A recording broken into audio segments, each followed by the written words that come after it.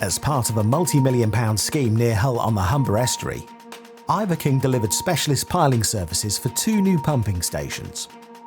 The Environment Agency-led project boosts flood resilience and creates vital new habitat along the Humber's north bank.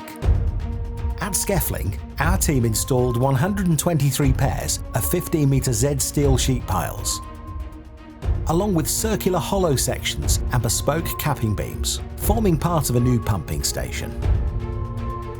2.5 miles up the estuary at Winestead, we delivered a similar solution for another replacement pumping station. This included 188 crimped pairs of up to 16-metre long Z sheet piles to form the chamber retaining walls. For a more sustainable approach, we used ArcelorMittal's Eco Sheet Pile Plus range, produced using 100% recycled steel and renewable energy. We also installed 24 circular hollow sections as bearing piles and 64 universal columns to support pump equipment and crane pad foundations. All piling elements were precisely installed using our telescopic leader rig and vibratory hammer, meeting tight engineering tolerances.